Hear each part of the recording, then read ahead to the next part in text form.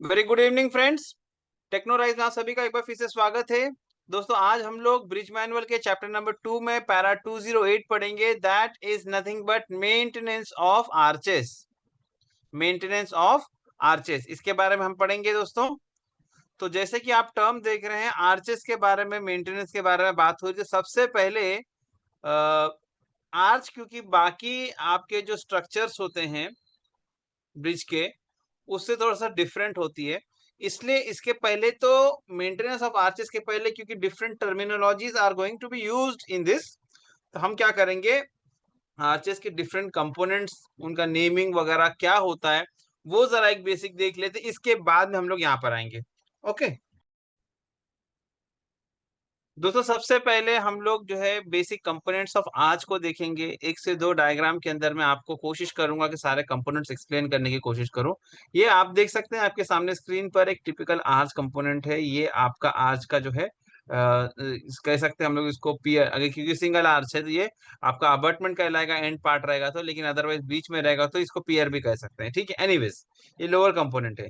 Arching basically ये start यहाँ से स्टार्ट होती है, जो पॉइंट से स्टार्ट होती है वो पॉइंट को भी call it as springing point.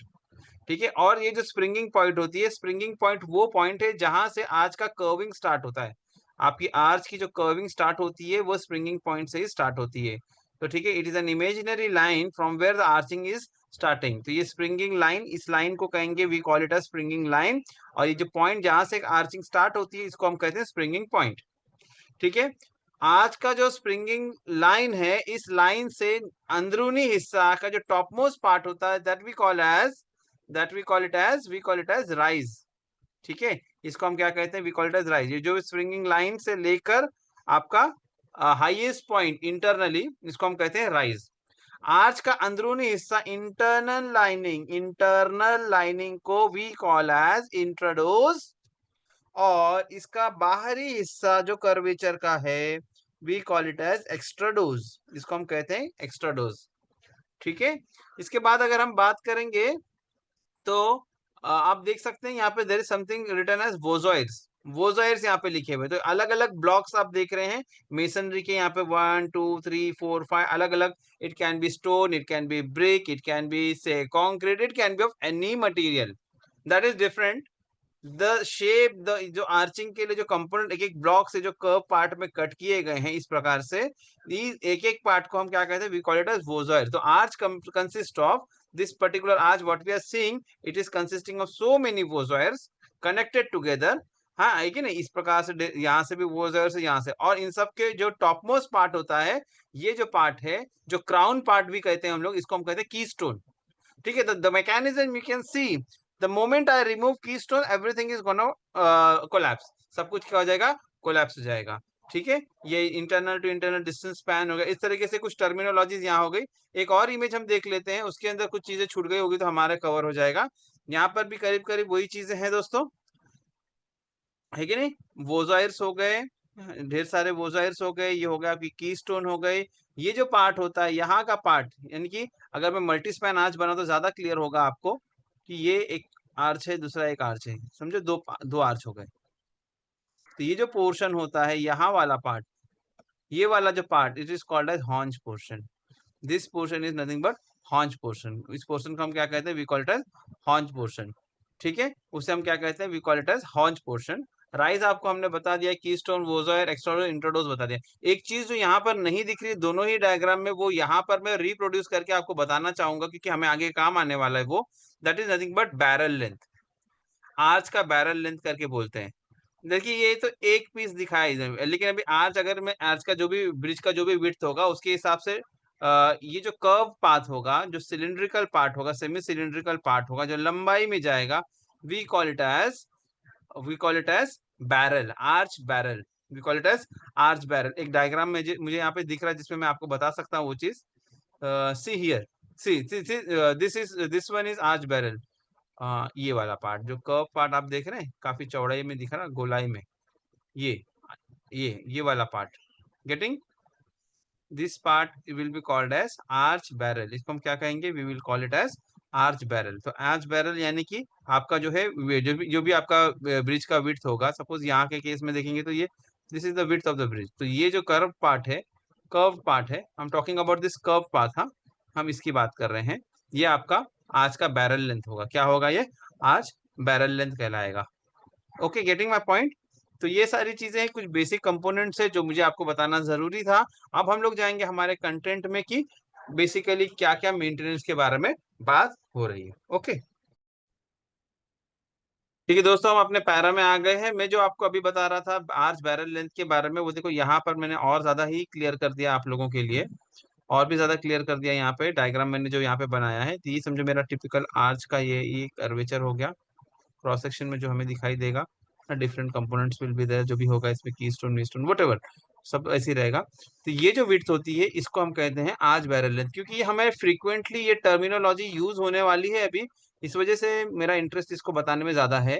इसको वी कॉल इट एज आज बैरल। आज बैरल बोलते हैं, क्या कहते हैं हम लोग? आज बैरल या बैरल लेंथ ऑफ आज, ऐसा कुछ भी कह सकते हैं इसको। Got it? इसे हम क्या कहते हैं? आज बैरल कहते हैं। ठीक है, नाउ पैरा 208 से हम लोग अभी स्टार्ट करेंगे। ओके, अच्छा एक चीज और मैं बता दूं, अगर कि ट्रेन कैसा ट्रैफिक कैसा पास होगी, ट्रैफिक कैसा पास होगी, तो ये और क्लियर होगा। ट्रैफिक ऐसा पास हो रही है, तो जो भी आपका विड्थ होगा, रोड विड्थ, वो ये ऐसा हो जाएगा, और इसके परपेंडिकुलर ट्रैफिक वगैरह पास हो गए। ओके, अब हम लोग बात करेंगे पैरा 208 की मेंटेनेंस ऑफ आर्चेस से रिलेटेड। अब क्या कहता है हमारा मैनुअल? मेंटेनेंस ऑफ आर्चेस में क्या कहा? Following defects are generally associated with arch bridges. Arch ब्रिजों के साथ में नीचे दिए गए डिफेक्ट्स आमतौर पर देखने मिले हैं। सबसे पहला का defects in arch barrel proper. अभी हमने आर्च बैरल देखा, आर्च बैरल के अंदर कुछ डिफेक्ट्स बताया है। क्या बताया है? Due to ageing and weathering effect, arch masonry or concrete may show sign of deterioration by way of leaching of joints, spalling of concrete and weathering of masonry। क्या कहा? देखिए, आपकी आज किस किस मटेरियल से बनाई जाती है? ठीक है, आज की तारीख हम लोग स्टील की भी बनाते हैं, but we are not talking about steel. What we are discussing over here is it can either be masonry arch. Arch bridge code में भी आप जाएंगे तो वहां मेंशन किया आज मेसनरी आज, यानी कि वो ब्रिक मेसनरी हो सकता है, स्टोन मेसनरी हो सकता है। मेसनरी मतलब कि ब्लॉक्स होंगे, जैसे अपने स्टोन का अरेंजमेंट देखो, वोजॉइर्स वगैरह को अरेंज किया, ऊपर की स्टोन लगाया, दैट इज मेसनरी आज। ठीक है, दूसरा आपका हो सकता है कॉन्क्रीट आज। दूसरा आपका हो सकता है कॉन्क्रीट आज। ठीक है, अब यहाँ पे जो कॉन्क्रीट आज की बात चल रही है, यहाँ पर वो टिपिकल आरसीसी की बात नहीं चल रही है। प्लेन कॉन्क्रीट होता है, थोड़ी बहुत रीइंफोर्समेंट आज के कर्वेचर के अंदर डाली जाती है, उसकी बात हो रही है। ठीक है, we are not talking about like complete RCC के जो बड़े बड़े उसके अंदर वर्टिकल कॉलम्स वगैरह लगाए जाते हैं, that we are not talking about. We are talking about particular ये जो शेप मेसनरी का था, उसी शेप में कंक्रीट को कास्ट करके जो बनता है, उसकी हम बात कर रहे हैं। ठीक है, तो अब ये चाहे मेसनरी आज हो या कंक्रीट आर्च हो, तो आज बैरल के अंदर हमें कुछ कुछ प्रॉब्लम देखने को मिलती है। अगर अगर ये मेरा मेसनरी आर्च है, सपोज ये मेरा मेसनरी आर्च है, तो मेसनरी आर्च में मुझे क्या देखने को मिलेगा दोस्तों? मेसनरी आर्च में है तो मुझे दिखेगा कि मेसनरी आर्च में जॉइंट्स होंगे, तो उसके अंदर मुझे लीचिंग ऑफ जॉइंट्स देखने को मिल सकता है। I will get to see leaching of joints. Leaching मैंने आपको पिछले लेक्चर में हमने आपको ऑलरेडी पढ़ाया हुआ। लीचिंग में क्या होता है? मोटर स्ट्रेंथ खत्म हो जाती है, पाउडरी फॉर्म में निकल के आना स्टार्ट होता है जॉइंट का मटेरियल। तो जॉइंट के मटेरियल अगर लीच आउट होने लगेंगे तो क्या होगा कि वो आपके वोजाइर जो है कि एक के एक साथ जो है बिल्कुल आर्चिंग इफेक्ट से जुड़े हुए हैं, तो वो लूज होने लगेंगे, ब्लॉक्स लूज होने, तो loose leaching of are joints आपका मेसनरी आज के साथ एक प्रॉब्लम है। दूसरा, मेसनरी जिस भी मटेरियल का होगा, ब्रिक का होगा, स्टोन का होगा, उसकी खुद की वेदरिंग, उसका खुद का वेदरिंग होना।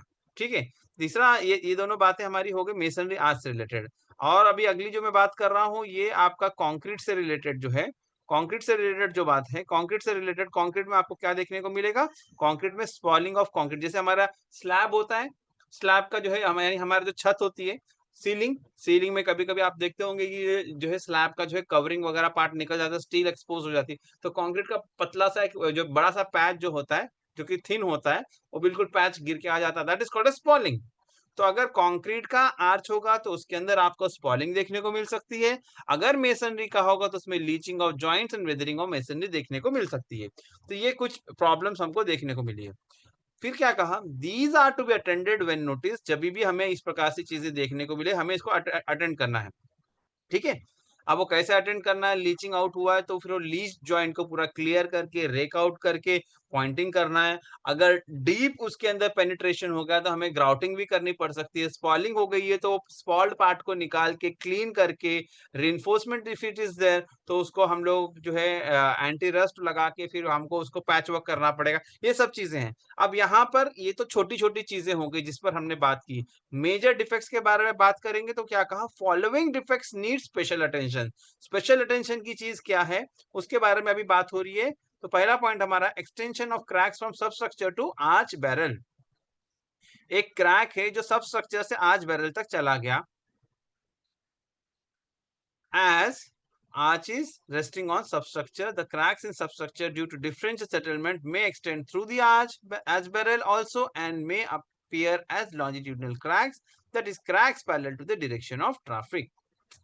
ठीक है। अब ये जो है मैं आपको बताता हूँ कि आर्च बैरल हमने आपको बता दिया, ये सब बता दिया। देखिए मैं यहाँ पे एक डायग्राम बनाते हुए चलता हूँ।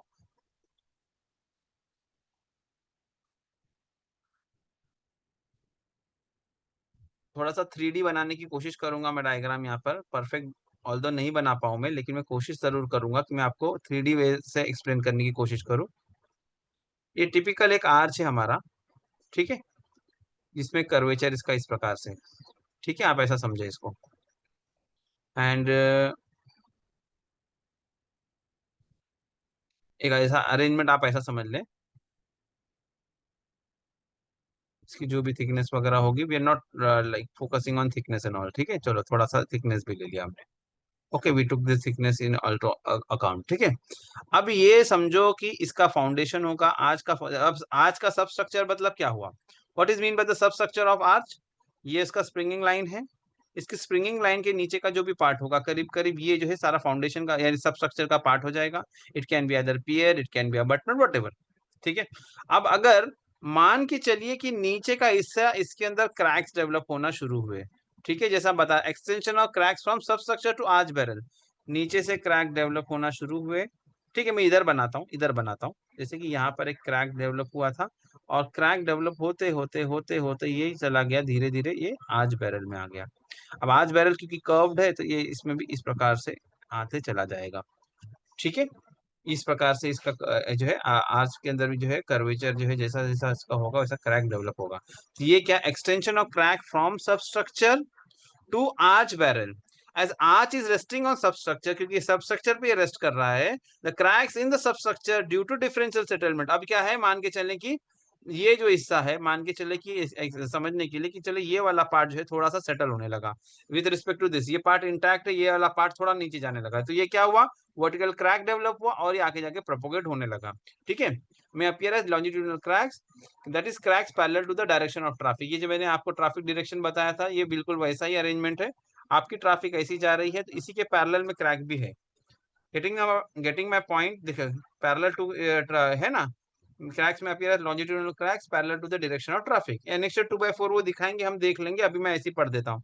These cracks are to be grouted with cement. अब ये इस प्रकार की अगर दरारें पैदा हुई तो क्या करना, तो क्या कहा, these cracks are to be grouted with cement और epoxy mortar and telltale provided to observe further propagation if any.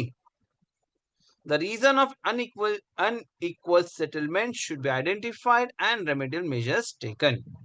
क्या कहा दोस्तों इन्होंने, ये क्रैक अगर लॉन्जिट्यूडनल डायरेक्शन का क्रैक डेवलप हुआ जो कि प्रोपोगेट हुआ फाउंडेशन से यानी सबस्ट्रक्चर से और धीरे धीरे बैरल में गया जो कि जनरली पैरेलल टू आपका ट्रैफिक होगा, तो उसको क्या कहा कि आप क्या करें कि इसको सीमेंट या एपॉक्सी मोर्टार से भरे। लेकिन इससे पहले क्या करना है, सबसे पहले दोस्तों यहाँ पर हमें, भाई डॉक्टर के पास जाते तो डॉक्टर पहले पता करता है कि बीमारी क्या है फिर बाद में इलाज करता है कि नहीं।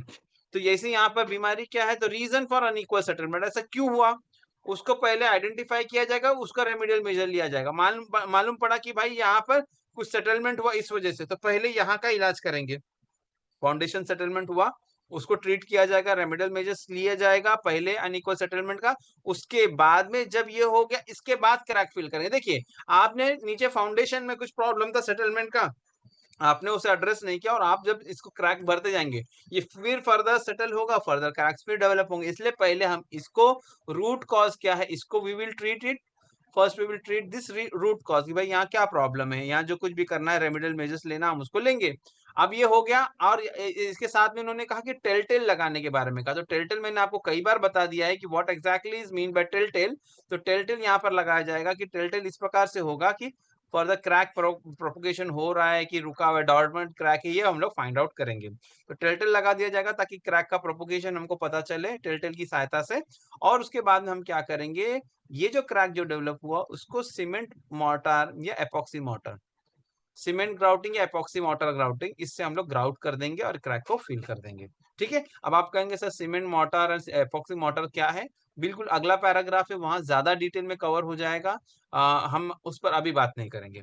ठीक है, नेक्स्ट 2/4 क्या था, मैंने अपने हिसाब से डायग्राम बता दिया। 2/4 एक बार हम लोग देख लेते हैं क्योंकि वो मैनुअल का दिया हुआ है, तो we should not skip it. Okay दोस्तों, एक डायग्राम मैंने आप लोग को बता दिया था, जो मैंने अपनी तरफ से बनाया था, वो यहाँ पर ओवरलैपिंग में आपको दिखा दूं। और ये दूसरा डायग्राम यहाँ पर आपके सामने ये है, देखिए, दोनों देख लीजिए आप। यही चीज है जो मैंने यहाँ पे जो डायग्राम बना, और इसको देख लीजिए आप, एक मिनट, ओवरलैपिंग में नहीं समझेगा आपको। See this one. तो ये क्या हुआ, फाउंडेशन में क्रैक डेवलप हुआ, धीरे धीरे धीरे धीरे बढ़ते चला गया, ये आज यहाँ भी देखिए ये सब स्ट्रक्चर में आ गया, और उसके बाद में यहाँ आज बैरल में क्रैक डेवलप हो गया। ठीक है, वही चीज मैंने आपको बताई थी, कुछ हिस्सा सेटलमेंट हमारा हुआ था, cracks in pier and abutment extending to arch barrel. ठीक है, तो ये बेसिकली वही चीज है। आप देखें यहाँ पे इन्होंने और अच्छे से दिखाया है। गेटिंग माई पॉइंट, क्रैक नीचे से गया ऊपर, धीरे धीरे धीरे धीरे, तो क्रैक इसके ऊपर डेवलप हो गया। ठीक है, तो आपका एनेक्स्चर 2/4 हो गया फॉर योर रेफरेंस। ओके, अब हम लोग फिर से हमारे पैरा में जाएंगे। दोस्तों नेक्स्ट हमारा है ट्रांसवर्स और diagonal cracks in arch barrel intrados. Transverse और diagonal cracks in arch barrel intrados. सबसे पहले टर्मिनोलॉजी हमको पता होनी चाहिए कि वो किस बारे में बात कर रहे हैं। तो समझो ये कोई कंपोनेंट है, ये मेरा ट्रैफिक डायरेक्शन है।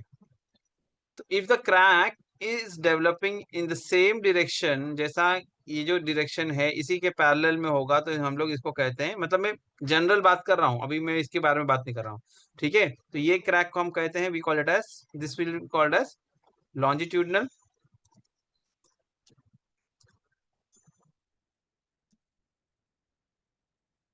बराबर, ये लॉन्जिट्यूडनल क्रैक हुआ क्योंकि अलोंग द लेंथ है, पैरेलल टू द स्पैन। ठीक है, दूसरा हमारा कहा कि, दूसरा क्या कहा, ट्रांसवर्स। ट्रांसवर्स का मतलब क्या हुआ, परपेंडिकुलर। ट्रांसवर्स का मतलब क्या है दोस्तों, परपेंडिकुलर। तो ये भी मैं आपको इसलिए बता रहा हूँ, टर्मिनोलॉजी समझ में आएगा तो ही आपको जो है कौन सा समझ में आएगा, ट्रांसवर्स क्रैक। ठीक है, ये ट्रांसवर्स क्रैक हो गया आपका, ये पर लॉन्जिट्यूडनल था, ये आपका ट्रांसवर्स क्या है, यानी परपेंडिकुलर। और डायगोनल तो सभी लोग समझते हैं, डायगोनल में समझाने की जरूरत नहीं है। डायगोनल कैन बी इस तरीके, यानी कि कॉम्बिनेशन लॉन्जिट्यूडनल ट्रांसवर्स दोनों। ठीक है, तो ये आपका हो जाएगा आपका डायगोनल क्रैक,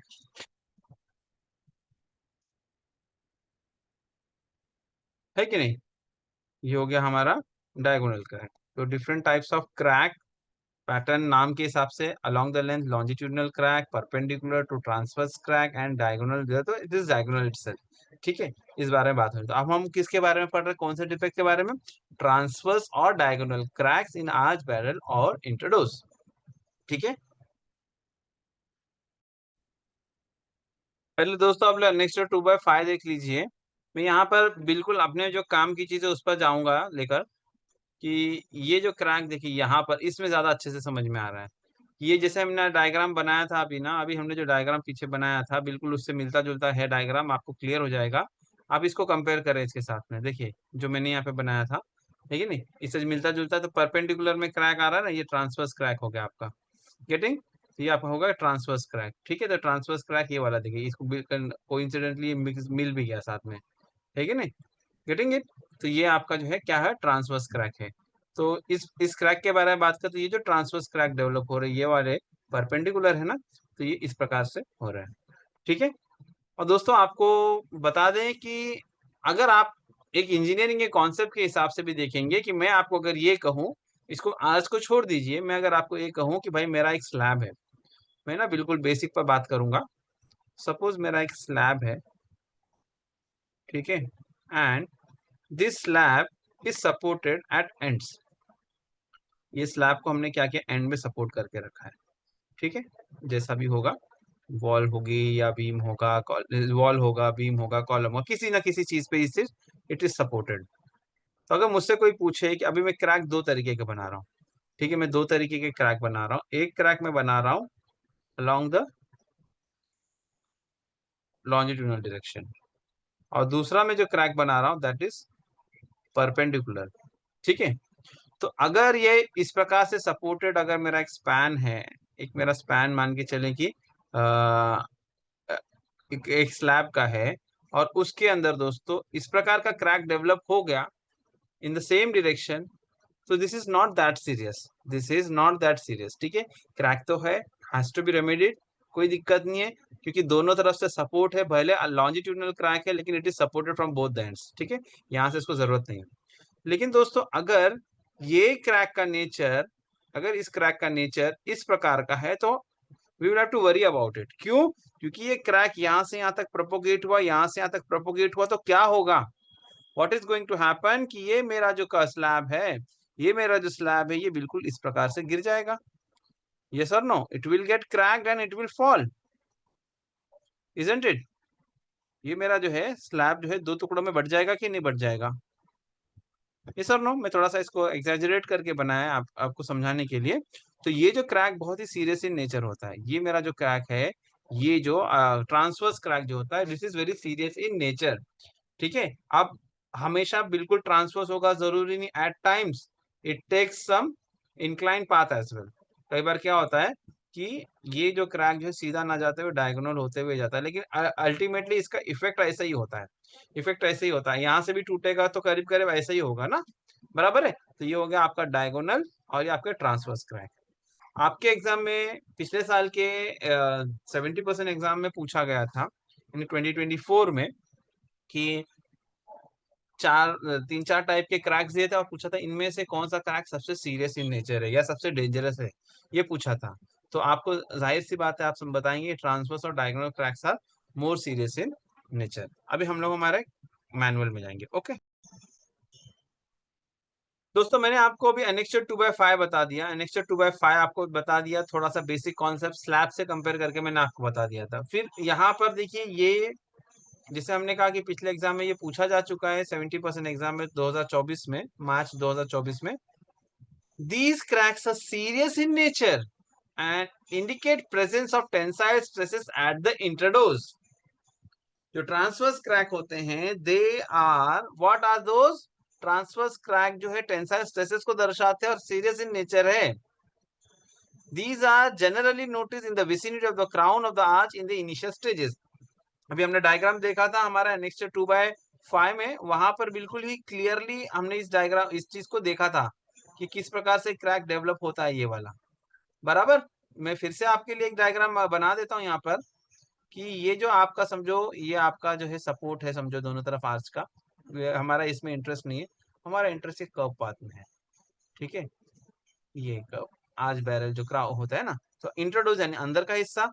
तो अगर इसमें क्रैक डेवलप हुआ, ये क्रैक जो है कहाँ पर आपको देखने को मिलेगा, इस प्रकार से ऊपरी हिस्से में, क्राउन पोर्शन में। These cracks are serious in nature, indicate presence of tensile stresses at the intrados. देखो आर्च बेसिकली जब डिजाइन करते हैं ना दोस्तों हम लोग, whenever we design any arch, तो हम लोग उसको आर्चिंग इफेक्ट से compression, arch is always subjected to compression, ये तरीका होता है लोड ट्रांसमिशन का। जो भी लोड आएगा उसके ऊपर, जो भी लोड आएगा वो आर्चिंग इफेक्ट से जो है क्या करता है, उसको ट्रांसमिट करता है सपोर्ट पर, बराबर, ठीक है।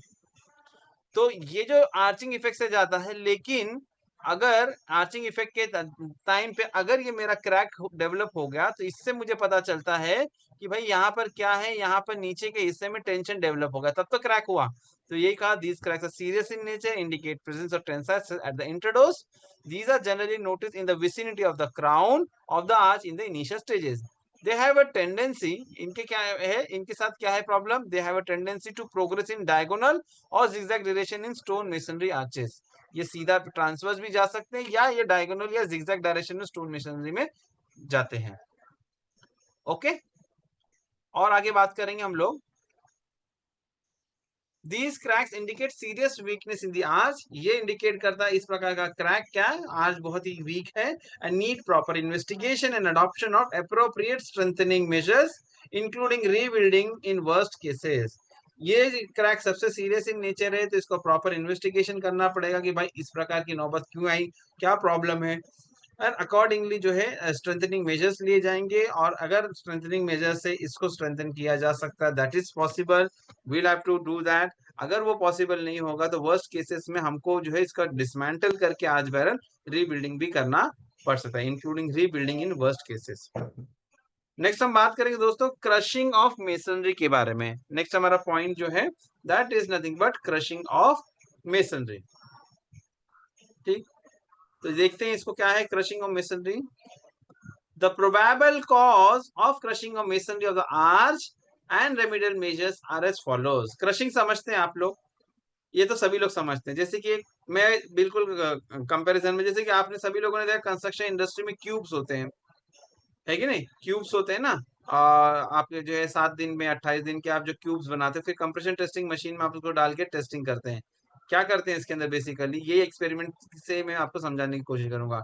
इसके अंदर हम क्या करते हैं, वी पुट कंप्रेसिव लोड, हम क्या करते हैं कंप्रेसिव लोड अप्लाई करते हैं, और ये देखते हैं इसकी कैपेसिटी क्या है, कब तक ये कंप्रेशन बर्दाश्त कर सकता है। एक स्टेज के बाद में इसके अंदर क्या हो जाता है कि इट स्टार्ट्स क्रैकिंग, और फिर बाद में वही उसका जो है क्या होता है, जिस पॉइंट पे वो क्रैक होना शुरू होता है, वो फेल हो जाता है, उसको हम लोग कहते हैं उसकी क्रशिंग स्ट्रेंथ। ऐसे ही हम यहाँ पर बात करें क्रशिंग ऑफ मेसनरी, जिस भी मेसनरी का, स्टोन मेसनरी, ब्रिक मेसनरी या कंक्रीट मेसनरी, जिसका भी हमने बनाया होगा आर्च आपका, उसकी स्ट्रेंथ क्या है। देखिए कंक्रीट में आप मेसनरी को कास्ट करके भी बना सकते हो, at times we can make use of उसके ब्लॉक्स भी कंक्रीट के हो सकते हैं, इसलिए मैंने कंक्रीट मेसनरी का है। ठीक है, तो ये दोनों ही चीजें कोई भी मेसनरी हो, crushing of masonry. The probable causes of crushing of masonry of the arch and remedial measures are as follows. ठीक है, तो पहले क्या कहा, मेसनरी क्रश होने में एक कारण क्या कहा उन्होंने, एक कारण हो सकता है कि आपका जॉइंट लीच आउट हो रहा है, leaching of motor in the joints. Joint में जो मोटर है, ये इसको बार बार बताने की जरूरत नहीं है, लेकिन फिर भी मैं बता देता हूँ कि जैसे आपकी स्टोन मेसनरी है या ब्रिक मेसनरी है, तो इसमें जो जॉइंट्स हुआ करते हैं, ये कि नहीं, ये जो जॉइंट्स हुआ करेंगे, ये जॉइंट्स के अंदर हम क्या करते हैं, व्हाट वी डू, ऐसे कुछ होता है अरेंजमेंट हमारा, यस और नो, है कि नहीं। तो ये जो जॉइंट्स होते हैं, इस जॉइंट के अंदर हमारी मोटर है कि नहीं, we have got mortar over here. ये जो पोर्शन है, सब जगह पे हमने क्या किया है, मोटर ऐड करके रखा है। तो ये जो ये leaching of motor in the joints, जो जो जॉइंट्स में मोटर, इसका लीच आउट। तो क्या करना, जैसे हमने डिस्कस किया, raking out the mortar and deep pointing and grouting. अगर यही प्रॉब्लम है और कोई प्रॉब्लम नहीं, तो हम क्या करेंगे, जितना भी लूज मोटर है उसको रेक आउट करेंगे। जो हमारे पास कुछ स्क्रैपिंग टूल्स होंगे, वायर ब्रश होगा, उससे हम उसको रेक आउट करेंगे जितना इजीली निकलता है। फिर बाद में क्या करेंगे, उसको क्लीन करके, और बाद में डीप पॉइंटिंग या ग्राउटिंग करेंगे। ठीक है, दूसरा कहा वेदरिंग ऑफ मेसनरी।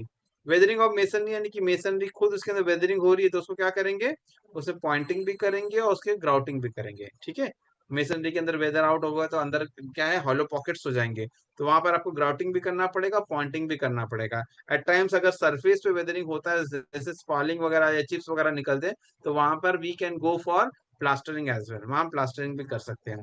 फिर तीसरा पॉइंट जो है, जो मैंने बताया एग्जैक्टली इसका है, एक्सेसिव लोडिंग वाला केस है तीसरा पॉइंट। ठीक है नहीं, जो अभी मैंने यहाँ पर डायग्राम बनाया ना मिलता जुलता, ये एक्सेसिव लोडिंग के लिए क्या कहा, एक्सेसिव लोडिंग अगर है तो क्या कहा, reducing the super impose load और स्ट्रेंथनिंग दी आर्च। अगर आपका लोड ज्यादा है जिसकी वजह से क्रशिंग हो रही है आपकी मेसनरी की, तो दो चीजें, या तो इम्पोज लोड को कम कर दिया जाए या स्ट्रेंथनिंग दी आर्च। अब आप कहेंगे कि लोड को कैसे कम किया जाए। See there are two aspects of load, two components of load. एक लोड हमारा होता है जो हम कहेंगे कि व्हीकल की वजह से, ब्रिज स्पैन की वजह से, जो भी जैसे ट्रेन जा रही है या रोड व्हीकल जा रहा है, जो भी जिसका भी आर्च होगा वो होगा, तो वहां पर तो आप रेस्ट्रिक्ट कर देंगे कि भाई टनेज कितना तक जा सकता है, नहीं जा सकता है। लेकिन उसके अलावा दोस्तों एक एस्पेक्ट क्या होता है, मैं आपको बता दूं कि जैसा क्या होता है कि हमने एक बार आर्च बनाई, हमारी एक बार ये आज ब्रिज है सपोज कहीं पर, ठीक है, ये हमारी आज ब्रिज है। ठीक है, इनिशियल लेवल इसका क्या था, इसका इनिशियल लेवल वाज से हियर, ठीक है। अब बाद में आपने ब्लास्टिंग की, कुछ भी किया, और आपका लेवल जो है धीरे धीरे धीरे धीरे क्या हो गया, बढ़ता चला गया, एंड से अब वो यहाँ पर पहुंच गया। अब आपने क्या किया, इसके अंदर कॉम्पैक्शन, ये मतलब ब्लास्टिंग करते गए, धीरे धीरे आप लिफ्टिंग करते चले गए। एक एग्जांपल की मैं बात कर रहा हूँ सिर्फ, ठीक है। तो हुआ क्या कि ये जो है, ये जो एक्स्ट्रा लेयर, ये जो थिकनेस है ना, ये अपनी बढ़ गई। तो एक्स्ट्रा लेयर जो होगा, एक्स्ट्रा डेड लोड जनरेट करेगी ना भाई। तो आप क्या करेंगे कि भाई ये जो सरप्लस है ना, सरप्लस को हटाएंगे। तो ये कहा reducing the super impose load, तो इम्पोज लोड को हटाएं। चलो भाई इसको कम करो, ठीक है। इसको कम कर दे तो डेड लोड कम हो जाएगा। तो एक तो ये हो जाएगा कि भाई उसके ऊपर जो अनड्यू प्रेशर आ रहा था, प्रेशर को कम करेंगे। या अगर दिस इज नॉट अवॉइडेबल, अगर सुपर इम्पोज लोड नहीं है, समझो मान के चले टनेज वगैरह हमारा व्हीकल का, ट्रेन वगैरह का बढ़ गया है और वो जा रही है वहां से, उस पास से जा रहा है, हम क्या करेंगे कि आज की स्ट्रेंथनिंग करेंगे। अब इसकी स्ट्रेंथनिंग में सभी कुछ आ जाएगा। इसकी जब आज की स्ट्रेंथनिंग की अगर हम बात करेंगे, if we talk about the strengthening of arch, तो it will include like cross section आपका, ये जो नीचे का आपका है पियर अबटमेंट है, ये इसका आर्च बैरल सबका स्ट्रेंथनिंग इसके अंदर इंक्लूड होगा। ओके, तो ये एक्सेसिव लोडिंग का कॉन्सेप्ट आपको समझ में आ गया। अगर आप लोड को कम कर सकते हैं, सुपर इम्पोज लोड को, लोड कम करें। अगर आप इम्पोज लोड कम करने में सक्षम नहीं है, तो आप क्या करेंगे कि ये जो क्रॉस सेक्शन है, नीचे जो आपका सब स्ट्रक्चर है, पियर है, अबटमेंट, उसकी स्ट्रेंथनिंग करें। एंड अलोंग विद दैट उसके हिसाब से जो आपका रिवाइज जो आपका बैरल लेंथ वगैरह होगा, उसको थिकनेस वगैरह को बढ़ाएं। ये किया जा सकता है, ठीक है। ठीक है, और इसके बाद में आगे बढ़ेंगे तो नेक्स्ट वाला हमारा क्या है, that is nothing but इनएडिक्वेट cushion over arch. इनएडिक्वेट cushion over arch के ऊपर कुशन कम है। जैसे यहाँ पर ये यही केस ले लीजिए, ये कुशन जो चाहिए था, ये कुशन हमको कम मिल रहा है, ठीक है। ठीक है, द इनएडिक्वेट कुशन ओवर आर्च, तो क्या कहा, प्रोवाइडिंग, जब कुशन कम है तो आप क्या करेंगे, प्रोवाइडिंग मिनिमम कुशन और स्ट्रेंथनिंग दी आर्च। ठीक है, कुशन कम होता है तो क्या होता है, देखिए अभी आप समझे इसको, ये पॉइंट नंबर डी को आप समझे। जिसमें इसको बताने का, जो कुशन की जब आप बात करते हैं तो हम मैट्रेस का बेस्ट एग्जांपल लेते हैं। कि जैसे मान के चले कि हमारे घर में एक बेड है, बेड के अंदर मैट्रेस होती है ना, गादी, ठीक है, गादी कॉटन की है। यूज करते करते क्या हो जाती है, उसके अंदर से वो थोड़ा सा उसका फ्लफीनेस कम हो जाता है और फिर बाद में फ्लैटन हो जाता है। नया हमने लिया होगा, सपोज मैट्रेस हमने नया लिया होगा, और उस टाइम पे ये इस प्रकार से इसका फ्लफीनेस था, और अब जाके ये क्या होगा, ये रिड्यूस होगा, it is only this much part, it is only this much part. तो हुआ क्या है दोस्तों, हुआ क्या है कि ये पूरा कॉम्पैक्ट हो चुका है। ये क्या है, कॉम्पैक्ट हो चुका है। कॉम्पैक्ट होने की वजह से जब हमको क्या है, इसके अंदर जो कुशन इफेक्ट ये कम हो जाएगा। कुशन इफेक्ट कम हो जाएगा तो ये सॉलिडिफाई हो जाएगा, तो ये जो है क्राउन से काफी नजदीक आ जाएगा। तो प्रॉब्लम क्या आएगी, ये कुशन को मैं यहीं ले लेता हूँ दोस्तों। तो जैसे कि अगर मेरा डिजाइन था कि इस प्रकार से, ठीक है, just try to understand what I am saying, कि मेरा डिजाइन क्या है, पॉइंट ऑफ व्यू मेरा जो है लोड ट्रांसमिशन यहाँ से था, से from this point, like this, load transmission ऐसा होना था, ठीक है। अब क्या हुआ, कुशन कम हो गया, यानी नीचे आ गए हम लोग, हम यहाँ आ गए अभी। तो अब क्या हो जाएगा कि लोड ट्रांसमिशन इस पॉइंट से होगा, है कि नहीं, लोड ट्रांसमिशन अब इस पॉइंट से होगा।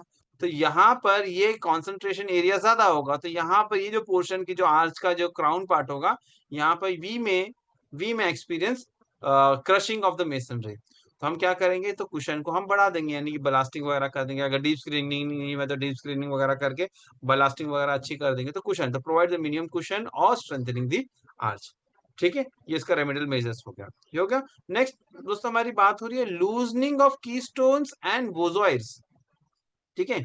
ठीक है, यस, यहाँ पे किसी ने कहा है कि 1 मीटर क्वेश्चन, यस ये क्वेश्चन भी आ चुका है कि आपको आर्च में मिनिमम क्वेश्चन कितना देना है। इस प्रकार का क्वेश्चन हमारे एग्जाम में पूछा गया है। ये भी अगले पिछले साल के आपके मार्च 2024 के 70% एग्जाम में ये क्वेश्चन पूछा गया था। तो 1 मीटर का मिनिमम क्वेश्चन होना चाहिए।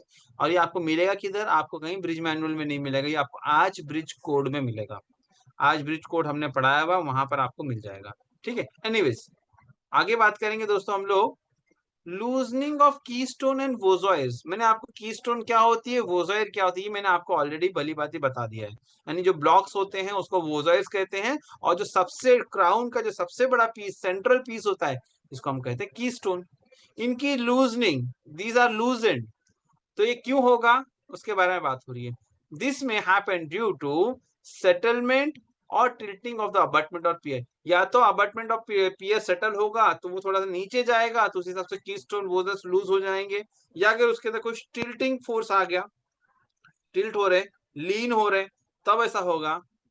या फिर hammering effect of dynamic load due to inadequate cushion, cushion कम है तो हैमरिंग इम्पैक्ट, हैमरिंग लोड आ रहा है, तो बार बार हैमरिंग इफेक्ट आ रहा है, तो क्या हो रहा है कि आपके जो मोटर के अंदर जो सॉरी जॉइंट के अंदर जो मोटर थे, मोटर धीरे धीरे लॉस होने लगा ना, तो लॉस ऑफ जॉइंटिंग मटेरियल वो निकलते चला जाएगा, तो अपने आप क्या है लूजनिंग हो जाएगा। तो कारण उन्होंने बता दिया, एक तो सेटलमेंट हो रहा है आपका फाउंडेशन का, यानी कि आपका अबटमेंट पियर का सेटलमेंट हो रहा है, या वो टिल्ट हो रहे हैं, या फिर आपका इनएडिक्वेट कुशन की वजह से डायनामिक लोड ज्यादा आ रहा है, जिसकी वजह से जॉइंट मटेरियल निकल जा रहे हैं। तो जाहिर सी बात है, जो दो वोजॉइर के बीच में जो आपका मोटर था वो निकल गया, तो वो फ्री स्पेस डेवलप हो गई, तो लूज ऑन तो होगा ही ना।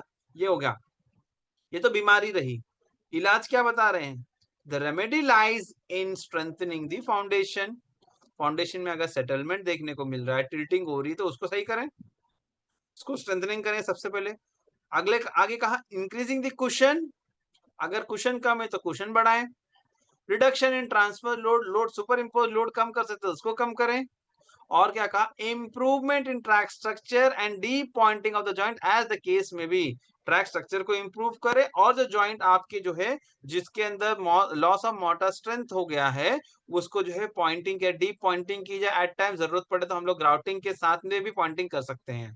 ठीक है, एक अच्छा क्वेश्चन यहाँ पर पूछा, cushion measurement from arch, from in आज आज ब्रिज, यानी कि इनका पूछना का मतलब ये है कि कहाँ से कुशन मेजर करते हैं आर्च में। ठीक है, तो this is his basic question. तो मैं आपको बताया था, ये हमारा आर्च है, ठीक है, ये हमारा आर्च है, बल्कि मैं मल्टी स्पैन आर्च ले लेता हूँ, दो ले लेता हूँ। ठीक है, तो ये हो गया हमारी आर्च। तो ये आर्च का एक इमेजिनरी लाइन मैं बना रहा हूँ यहाँ पर अभी, ठीक है, जो कि क्राउन से पास हो रही है, which is passing through crown.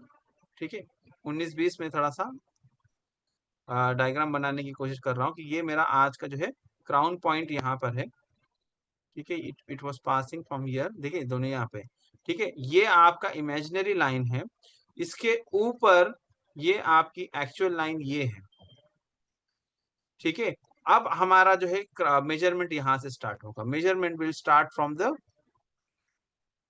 This point. ठीक है, दिस इज ये क्वेश्चन का आंसर कि क्वेश्चन मेजरमेंट कहाँ से करेंगे, कि देखिए वेरिएबल है, यहाँ पर कुछ मिलेगा, यहाँ कुछ मिलेगा, यहाँ कुछ मिलेगा, तो कहाँ से मेजर करेंगे? बहुत ही वैलिड क्वेश्चन है। तो कहाँ से?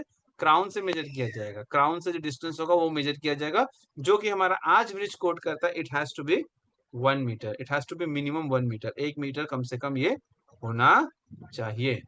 ठीक है, तो very good question this was. ठीक है, ओके, गॉट इट। हाँ, अब यहाँ पे किसी ने स्पेसिफिक कहा कि एक्स्ट्रा डोज, एक्स्ट्रा डोज से कहा, तो एक्स्ट्रा डोज अभी मैंने इसे लाइन डायग्राम में बनाया, मैंने इसको लाइन डायग्राम में बना, अगर इसको मैं डबल थिकनेस में डायग्राम बनाऊं तो ये जाहिर सी बात है कि एक्स्ट्रा डोज ही होगा, क्योंकि ये अंदर का ये इसका थिकनेस हो जाएगा, बैरल का थिकनेस हो जाएगा। तो ये यहाँ से जो है आपका स्लीपर के बॉटम से, बिल्कुल सही कहा जिन्होंने भी कहा कि स्लीपर के बॉटम से आप जो है इसको मेजर करेंगे क्राउन के टॉप तक, है कि नहीं, क्राउन के टॉप तक, this will be nothing but the cushion measurement. ठीक है, कुशन यहाँ से मैं स्लीपर बॉटम से लेके एक्स्ट्रा डोज तक जो होगा यहाँ पर लिया जाएगा। ठीक है, ये आपने समझ लिया। ओके, अब आगे बात करेंगे हम लोग longitudinal cracks in arch away from spandrel wall. ठीक है, longitudinal cracks in arch away from spandrel wall. तो अब यहाँ पर मैं इसी डायग्राम के अंदर दोस्तों आपको स्पैंड्रेल वॉल क्या होती है ये बता दूं पहले, तो ये तो समझ में आया पहले कि what is mean by spandrel wall. अभी जो डायग्राम आप देख रहे हैं दोस्तों, ये जो डायग्राम अब आप देख रहे हैं, ये this diagram I am talking about, जो हमने अभी यहाँ पे बनाया है, इसी डायग्राम में देखिए आज आपकी कैसी है, आज का शेप ऐसा है, यानी कि हम्प की तरह है ना, ऊंट के कुबड़ की तरह, है कि नहीं, ऊपर गया नीचे, ऊपर गया नहीं। अब क्या ट्रेन ऐसा चल सकेगी? नहीं चल सकेगी। आप तो यहाँ पे आप लेवलिंग कर रहे हो उसको, ठीक है, ये तो आपने ऊपर मटेरियल डाल दिया, लेकिन साइडवेज हम एक दीवार बनाते हैं, साइडवेज हम एक दीवार बनाते हैं जिसे हम कहते हैं a spandrel wall, we call it as a spandrel wall. ठीक है, यानी कि स्पैंड्रेल वॉल हमारी क्या है, ये साइड की दीवार है, या इसको थोड़ा सा दीवार की शक्ल दे दी जाए तो ज्यादा बेटर होगा, आपको समझने में आसान होगी, कि मैं इसको मेसनरी की जैसा बना देता हूँ।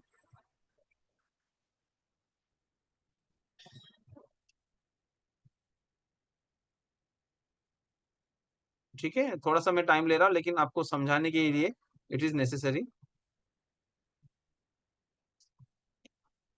ठीक है, something like this arrangement has to be there. ये ब्रिक के जैसा मैं थोड़ा सा बनाने की कोशिश कर रहा हूँ।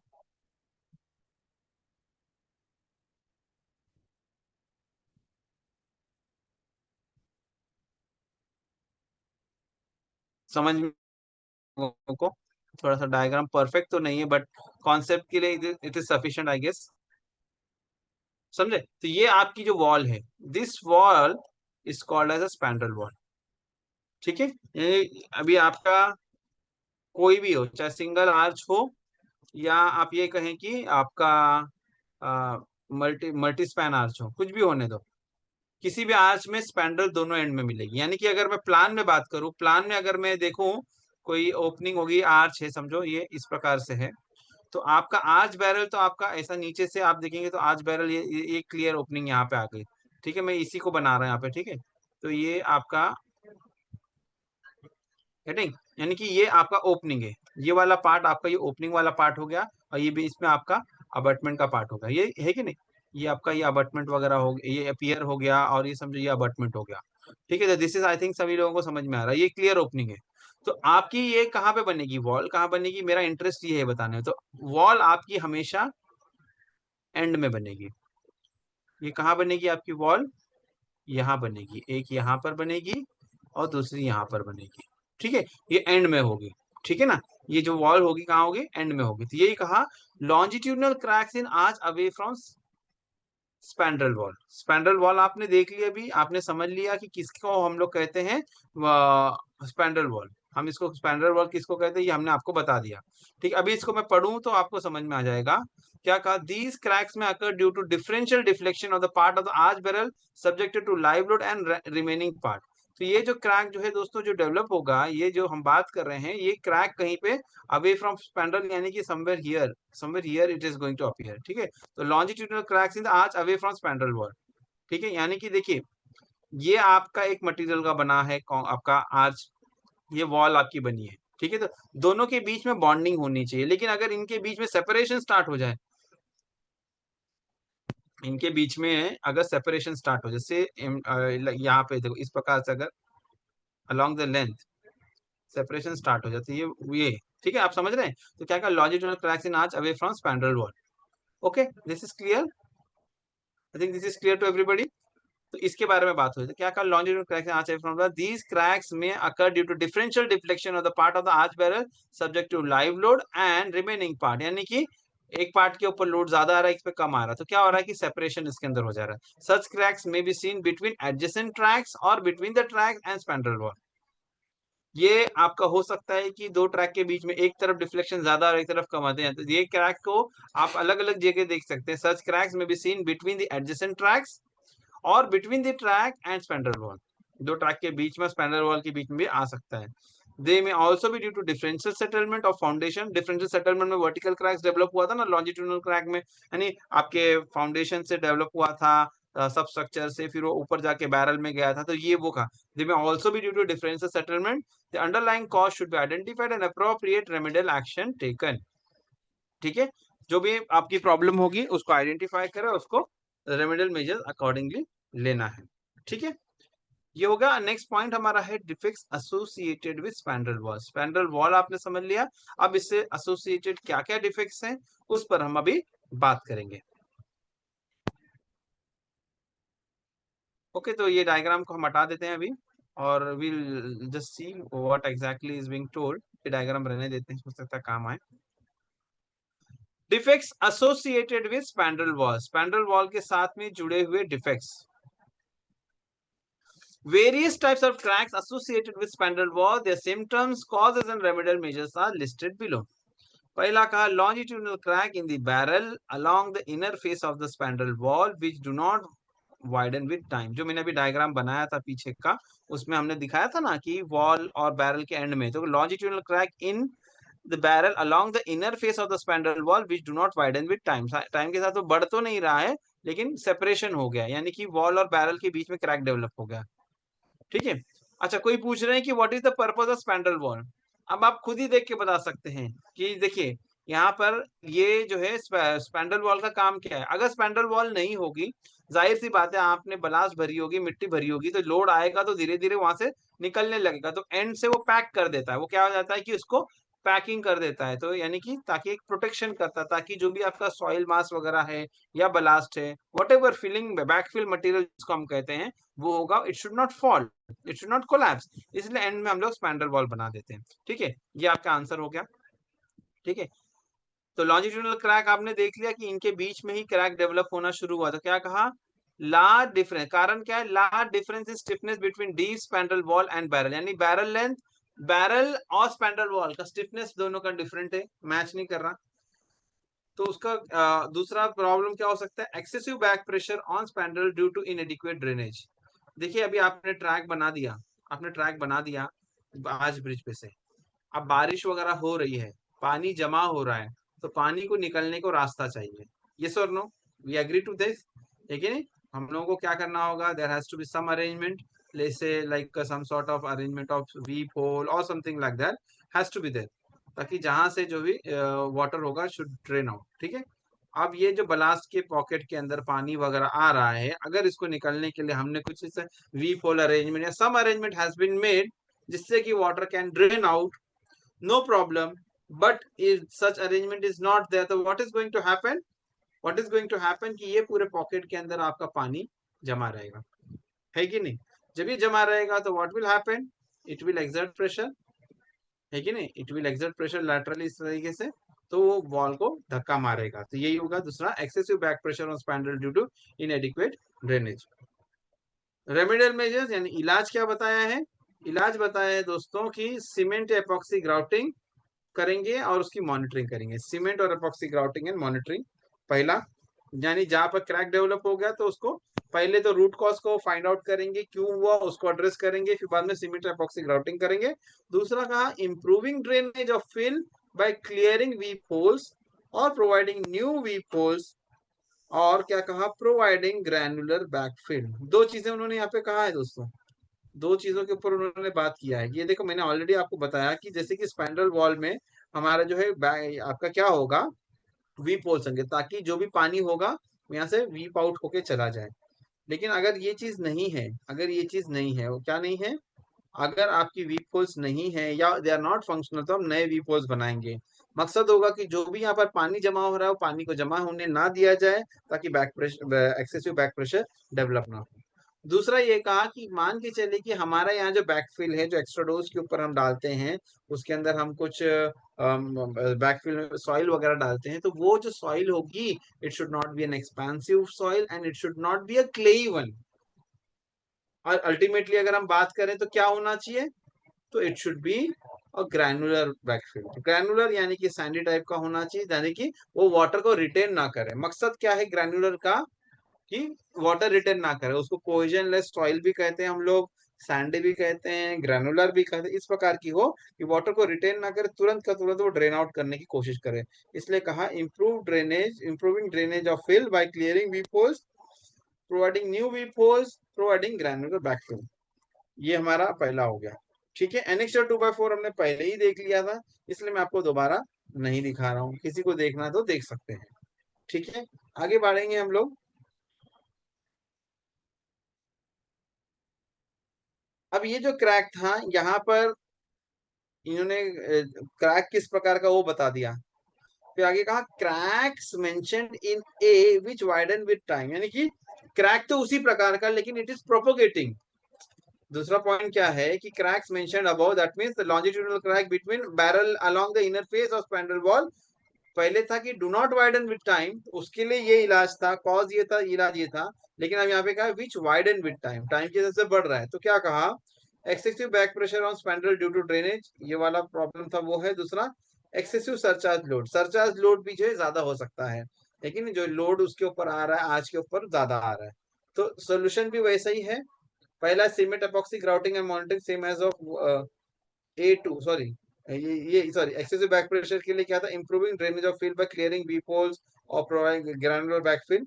ये वाला पॉइंट आपका हो गया, ये हो गया ना, ये वाला पॉइंट हो गया। दूसरा क्या कहा, एक्सेसिव सरचार्ज लोड है तो ओवरबर्डन लोड को कम किया जाए, जैसे मैंने आपको बताया ना कि अगर बैकफिलिंग ज्यादा हो गई तो बैकफिलिंग कम किया जाए। फिर बाद में क्या कहा, grouting the cracks with cement or epoxy mortar after carrying out above measures singly or in combination as required। ठीक है, तो जो भी आपके क्रैक्स डेवलप हुए हैं उसको सीमेंट या epoxy ग्राउट करके उसको भरा जाए सिंगली और इन कॉम्बिनेशन एज रिक्वायर्ड, जैसी भी आवश्यकता होगी, एक बार में या कॉम्बिनेशन में। नहीं बोलने का मतलब कि हो सकता है कि शायद सीमेंट मोटर इसका सफिशिएंट, हो सकता है epoxy मोटर सफिशिएंट, या ये भी हो सकता है कि कहीं पर आपको सीमेंट मोटर ग्राउटिंग करना पड़े और कहीं आपको epoxy ग्राउटिंग करना पड़े। तो जैसा भी रिक्वायर्ड है वैसा करें। अभी अगला पैरा हमारा सीमेंट एंड एपॉक्सी ग्राउटिंग से रिलेटेड ही है, लेकिन थोड़ा मैं चीज यहाँ पे आपको बता दूं, जहां पर वाइड क्रैक होगा वहां हम सीमेंट ग्राउटिंग करते हैं, और जहां पर फाइन क्रैक्स होते हैं वहां हम एपॉक्सी ग्राउटिंग करते हैं। हेयरलाइन क्रैक से, बारीक क्रैक है एपॉक्सी करते हैं, बड़े बड़े क्रैक से सीमेंट ग्राउटिंग करते हैं हम लोग। ठीक है, बाकी चीजें हम बाद में देखेंगे नेक्स्ट आगे। ठीक है, और क्या कहा दोस्तों इसके अंदर उन्होंने, sliding of spandrel wall over arch barrel, arch barrel के ऊपर उसका स्लाइड होना, यानी कि उसके बीच का जो आपस का जो बॉन्ड है, बॉन्ड खत्म हो जाना। Sliding of spandrel wall over arch barrel, bulging और टिल्टिंग ऑफ स्पैंडल वॉल। ठीक है, स्लाइडिंग समझते हैं आप, एक दूसरे के ऊपर सर, तो आर्च बैरल आपका कर्व्ड है, उसके ऊपर स्पैंडल वॉल स्लाइड होना, यानी कि उसके बीच में जो बॉन्डिंग होना था बॉन्ड खत्म हो गई है। दूसरा कहा बल्जिंग, बल्जिंग यानी फूक जाना, या टिल्टिंग यानी कि झुक जाना। ये तीन अलग अलग बीमारियां यहाँ पे बताई है, ठीक है नहीं। तो स्लाइडिंग, दूसरा बल्जिंग, और तीसरा टिल्टिंग। ठीक है, तो sliding of spandrel wall over arch bulging और टिल्टिंग ऑफ स्पैंडल वॉल। तो इसका क्या है कारण, excessive back pressure on spandrel wall due to drainage. तो वही प्रॉब्लम, वी पोल वगैरह आप क्लियर करें, अगर नहीं है क्लियर तो उसको नए बनाए, अगर सफिशिएंट नहीं तो और नए वी पोल्स बनाए, वही हो गया। दूसरा क्या कहा उन्होंने, दूसरा क्या कहा, excessive surcharge load, surcharge load ज्यादा है, तो सरचार्ज लोड ज्यादा है तो हमको क्या करना है, सरचार्ज लोड को कम किया जाए। तीसरा है आपका spindle wall not monolithic with arch, यानी कि दोनों साथ में बॉन्डिंग प्रॉपर नहीं है, तो tying the spindle wall tie bars with tie bars and rails. ठीक है, tying the spindle wall with tie bars and rails, समझ रहे हैं, क्योंकि स्लाइड हो रही है ना, स्लाइड हो रही है, दोनों के बीच में प्रॉपर बॉन्डिंग नहीं, तो उसको टाई बार और रेल की सहायता से उसको टाई किया जाए, बांधा जाए, ताकि वो कहीं मूव ऑन ना हो सके। ठीक है, तो इस प्रकार से है। और बी थ्री क्या है जरा देख लेता हूँ मैं, बी थ्री, बी थ्री यानी कि ग्राउटिंग, ग्राउटिंग कर दिया जाए एपॉक्सी या सीमेंट मोटर से, वो कर दिया जाए। ठीक है, ये हो गया।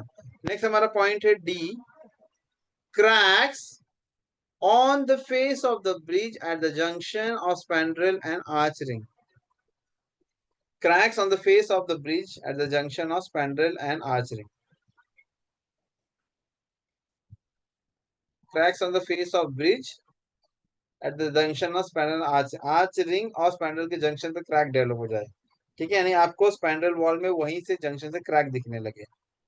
तो एनेक्स्चर 2/5 हम लोगों ने देखा था। ठीक है, एनेक्स्चर 2/5 वी हैड सीन।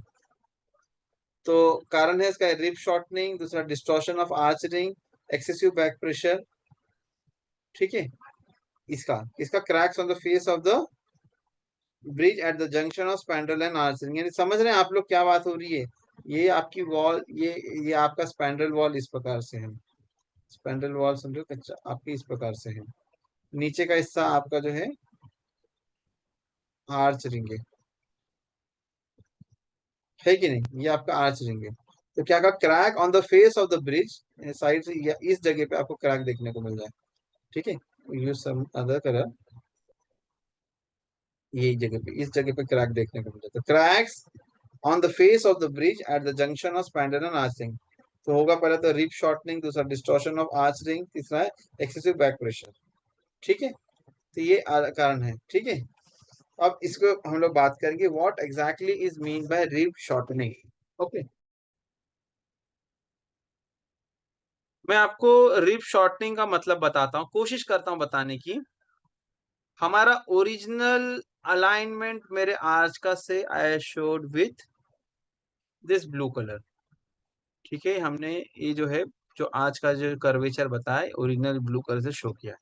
ठीक है, अब इस आर्च के ऊपर, अब इस आर्च के ऊपर देयर इज अ लोड ना, लोड तो आता ही है इसके ऊपर, which it has to carry.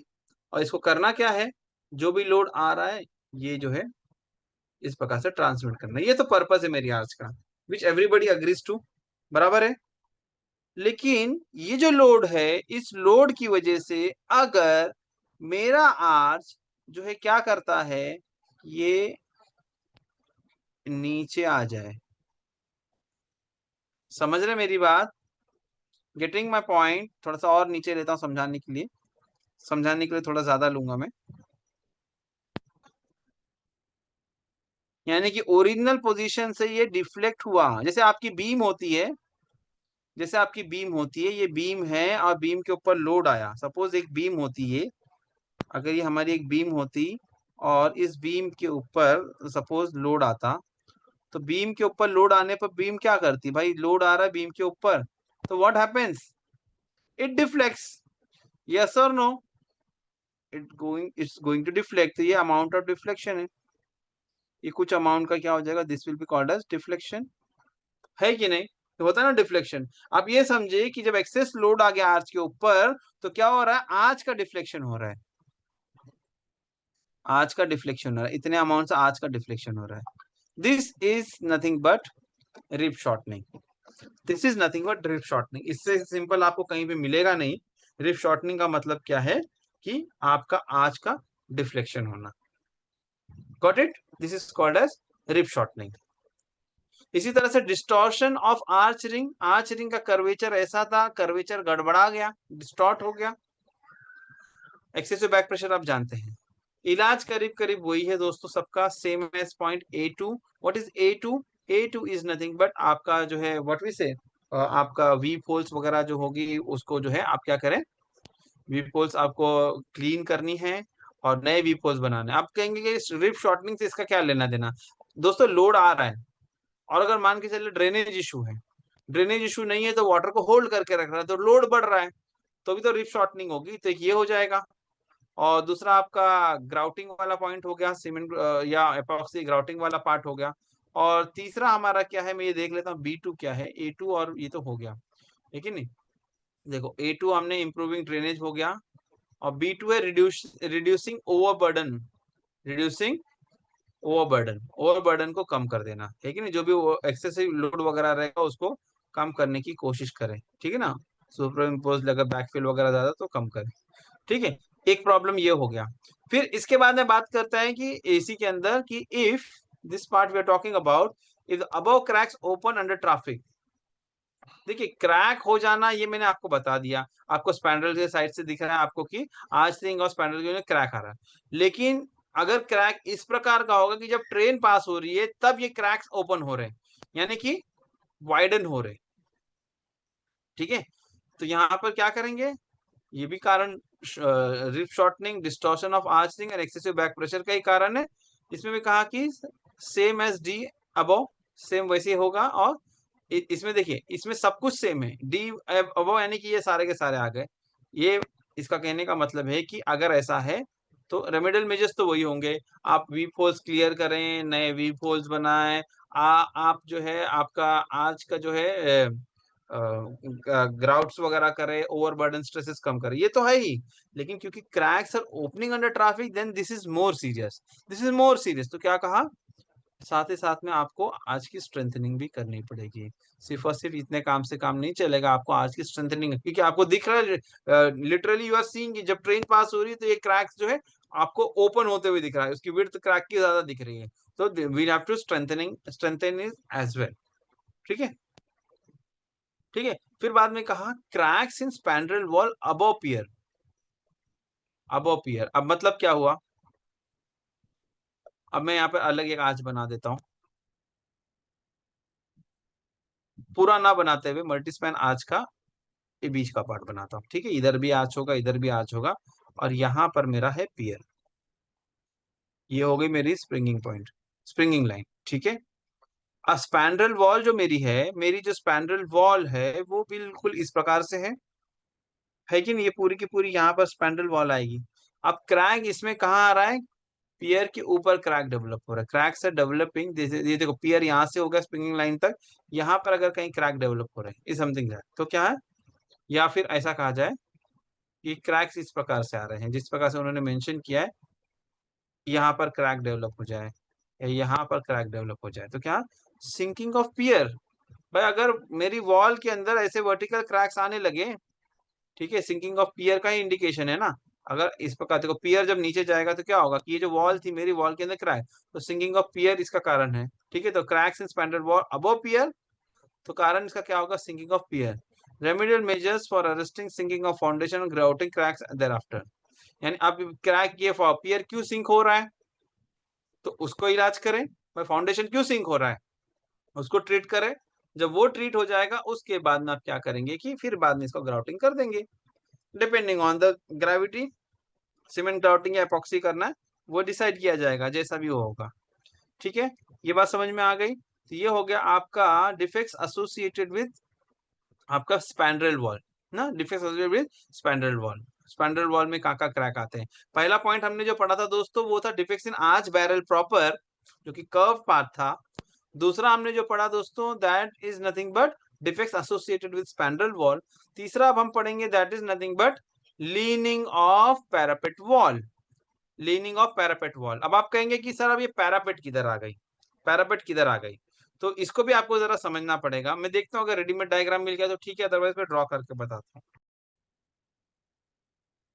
देखिए दोस्तों ये जो डायग्राम है टिपिकल डायग्राम, अगर आप देखें इसको गौर से देख के समझने की कोशिश आप करेंगे तो आपको जितने भी हमारे बेसिक कंपोनेंट्स भी डिस्कस सभी कुछ इसके अंदर दिख रहा है। एक एक चीज को जरा गौर से देखना पड़ेगा। ये आपका फाउंडेशन पियर का हो गया, एंड में आपका अबटमेंट थे तो अबटमेंट उसका विंग वॉल वो सब आ गया। ये आपका आर्च का बैरल हो गया ना, आर्च का ये यानी अंदर का हिस्सा इंट्राडोज, ऊपर का हिस्सा एक्स्ट्राडोज, और ये जो इसकी जो विड्थ है इसको हम लोग क्या कहते हैं, we call it as barrel. ये हमने समझ लिया, बीच में पियर है यहाँ पर। और जो दो पियर के जस्ट ऊपर का हिस्सा जो होगा यानी कि जो ट्राइंगल, अगर ये वाला पार्ट हम बात करेंगे, ये पोर्शन को वी कॉल इट एज हॉन्च। ये पोर्शन हमारा जो होता है हॉन्च होता है। क्या होता है, दिस इज हेड फॉर हॉन्च मैंने लिख दिया, ठीक है। ये हमारा हॉन्च होता है, ठीक है। ये सब समझ में आ गई बात। चलो ये इसी के अंदर आप देखेंगे तो आपका जो है ट्रैक का लेवल जहां तक आप बोलेंगे उतने हिस्से तक जो वॉल आप बनाते हैं एंड में, जो हमने अभी देखा था थोड़ा पहले, that was nothing but spandrel wall, that was nothing but spandrel wall, ठीक है। यानी स्पैंड्रेल वॉल आपकी थी। स्पैंड्रेल वॉल के बाद में उसके ऊपर का हिस्सा जो है ये पार्ट, यानी that means above spandrel wall, this is nothing but my parapet wall. Is it clear to everybody, is it clear to everybody. Spandrel wall के ऊपर जो पार्ट का जो ऊपर का हिस्सा, that is called as parapet wall. यानी अगर मैं क्रॉस सेक्शन में यहाँ पे बनाऊं तो मेरा सबसे पहले क्या आएगा, ये आपका आर्च बैरल का थिकनेस आएगा, ठीक है। Try to understand what I am saying. ये समझिए पियर है, देखिए ये जो पियर है यहाँ पर, और इसका ये जो पार्ट है आपका आर्च बैरल हो गया। इसके बाद में एंड में हम देख रहे थे कि यहाँ पर आपका क्या था, स्पैंड्रेल था। क्या था, स्पैंड्रेल वॉल थे, दोनों एंड में स्पैंड्रेल वॉल थे, ठीक है। अभी जो स्पैंड्रेल वॉल था इसके बीच का जो हिस्सा था इसके अंदर हमने समझो जो भी हमारा ट्रैक का बला, स्लीपर, रेल, रोविंग जो कुछ था हमारा वो यहाँ पर डाल दिया। Okay, got it, got it. और उसके बाद में इसके ऊपर ये जो पार्ट आ रहा है, ये जो पार्ट आ रहा है, this is nothing but parapet. If someone is like trying to understand it, तो ये समझ सकते हैं इसको कि मैं क्या कहना चाह रहा हूँ। Try to understand it. ये क्रॉस सेक्शन मैंने यहाँ से सपोज ऐसा काटा, ठीक है। टिपिकल एक क्रॉस सेक्शन अगर हमने काटा यहाँ से इस प्रकार से, तो आपको ये नीचे का हिस्सा ये दिख गया आपका पियर। हाँ, नीचे फाउंडेशन वाउंडेशन भी लेना है ले सकते हैं। ये हुआ आपका पियर, ये हुआ आपका पियर। बाद में ये आर्च बैरल कटा आपका, तो ये आपका आर्च बैरल हो गया कौन सा वाला, this part is nothing but sorry, ये वाला आपका हो गया आर्च बैरल ना, ठीक। आर्च बैरल है। फिर उसके ऊपर मैं इसको हैच कर देता हूँ, ये जो पार्ट है ये वाला पार्ट, ये पार्ट इज नथिंग बट आपका बैकफिल। ये क्या आपका बैकफिल है, समझे। जो उसके ऊपर आप क्राउन के ऊपर कुशन देते हैं ना, ये कुशन पार्ट है, वो मैं नहीं बना रहा हूँ। अभी जो कुशन है इसके दोनों तरफ आप अगर आप देखेंगे यहाँ पर, तो व्हाट यू गेट टू सी, ये पार्ट और ये पार्ट, ये दोनों क्या है दोस्तों? These are nothing but spandrel, these are spandrel wall. ठीक है, ये क्या है आपका? स्पैंड्रेल वॉल है, ये समझ गए आप? ओके, ये आपका स्पैंड्रेल वॉल हो गया। इस स्पैंड्रेल वॉल के ऊपर अब जो हमने दिया है that is nothing but parapet. ठीक है, पैरापेट कहाँ है फिर आप समझ गए? पैरापेट ये रही आपकी। ठीक है, ये मैं आपको इसलिए बता रहा हूँ कि कंपोनेंट आप नहीं समझ पाते हैं तो आपको इमेजिन करते नहीं बनता है, इस वजह से मैंने थोड़ा सा डायग्राम, इवन ये डायग्राम के बावजूद अगर कुछ लोग शायद नहीं समझ पा रहे थे इसलिए मुझे बताना पड़ा आपको। ये देखो, ये जो मैंने हैच किया यहाँ पर, ये फील पार्ट, यहाँ पर हॉन्च यानी कि जो लोएस्ट पॉइंट है ये हो गया आपका। ठीक है, बाकी इसके ऊपर आपने ये फीलिंग तक एंड का पार्ट जो इस डायग्राम में क्लियरली विजिबल नहीं था, इस वजह से मुझे यहाँ पर दिखाना पड़ा कि दोनों एंड में स्पैंड्रेल है और उसके ऊपर पैरापेट इसमें दिख रहा है क्लियरली। पैरापेट आप यहाँ पे देख सकते हो, बैक फीलिंग के ऊपर आपको जो पैरापेट दिख रहा है तो ये आपका पैरापेट होगा। ठीक है, तो ये इस प्रकार से कंपोनेंट्स हो गए। Okay, will go to para again. तो आप लोगों ने लीनिंग ऑफ पैरापेट के बारे में पढ़ना है, तो हमने बेसिकली पैरापेट क्या होता है पहले वो देख लिया। अब हम लीनिंग ऑफ पैरापेट, लीनिंग का मतलब होता है झुकना, लीनिंग ऑफ पैरापेट तो क्या कहा? This is caused by excessive back pressure which may be due to inadequate barrel length. Inadequate barrel length रहती तो एक्सेसिव बैक प्रेशर आता है। लैक ऑफ और poor drainage, lack of drainage या poor drainage के कारण। आगे क्या कहा? wherever feasible the drainage can be improved and if required barrel should be extended with a new parapet wall. Where extension is not feasible the parapet wall should be strengthened or rebuilt or ties provided to check the leaning. ठीक है, यानी कि यहाँ पर भी वही problem है जो स्पैंड्रेल के साथ में प्रॉब्लम थी। देखिए, स्पैंड्रेल और आपका पैरापेट में फर्क क्या है? स्पैंड्रेल आपकी जो थी दोस्तों that was triangular in nature अगर देखा जाए तो, लेकिन स्पैंड्रेल वॉल आपकी कैसी थी? देखो इस प्रकार की थी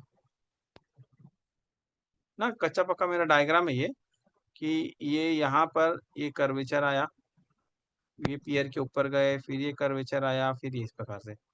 तो ये वॉल को अगर मैं बात करूँ तो ये जो है इसकी डेप्थ इज वेरिएबल। स्पैंड्रेल की जो डेप्थ थी it was variable. Eight support I am getting full, crown पे कम मिल रहा है, फिर बीच में जगह तो I am getting variable values. Yes और no? Am I not getting like this? ऐसे ही हो रहा है कि नहीं? ये पोर्शन में कम मिल रहा है, फिर यहाँ पर अलग मिल रहा है, यहाँ पर अलग मिल रहा है। लेकिन जो पैरापेट है दोस्तों, parapet is a fix value. Parapet के केस में क्या है, पूरा एक फिक्स डायमेंशन है। पैरापेट वॉल जो है वो एक फिक्स डेप्थ की है, बस यही है। स्पैंड्रेल के बिल्कुल ऊपर रेस्ट करती है ये। तो कहा this is caused by excessive back pressure which may be due to inadequate barrel length inadequate होने की वजह से excessive back pressure हो सकता है। lack of और poor drainage बराबर नहीं है। and wherever feasible the drainage be improved, जहाँ पॉसिबल है वहां पर ड्रेनेज को इम्प्रूव करेंगे, जैसे हमने वीप होल नए बनाने की, एग्जिस्टिंग को रेक्टिफाई करने की, डीप स्किनिंग वगैरह करना, आपका जो है बैकफिल मटेरियल को रिप्लेस कर देना विद ग्रैनुलर मटेरियल, ये सारे के सारे चीजें। ठीक है, और जरूरत पड़े तो बैरल लेंथ को एक्सटेंड किया जाए with new parapet wall. Where extension is not feasible, जहां पर बैरल लेंथ को एक्सटेंड करने का स्कोप नहीं है, तो क्या कहा? Parapet wall should be strengthened, parapet wall की स्ट्रेंथनिंग की जाएगी या इसको नया बनाया जाएगा या ties provide to check the leaning. तो जैसे आपकी पैरापेट वॉल झुक रही है, अगर मैं यहाँ पर क्रॉस सेक्शन में बताऊं कि ये मेरी पैरापेट वॉल यहाँ थी, मेरा पैरापेट वॉल यहाँ था suppose, and because of this pressure से इफ आई से कि लाइक इट इज लीनिंग, ये क्या हो रही है? ये झुक रही है अभी। हाँ, ये ऐसा था, it is leaning away something like this. तो इसकी लीनिंग को रोकने के लिए क्या किया जाएगा? उसको स्ट्रेंथनिंग किया जाएगा, टाई वगैरह से बांधा जाएगा, या तो नया बनाया जाएगा या तो उसको टाई वगैरह से ties provide to check the leaning, lean होने नहीं दिया जाए। ठीक है,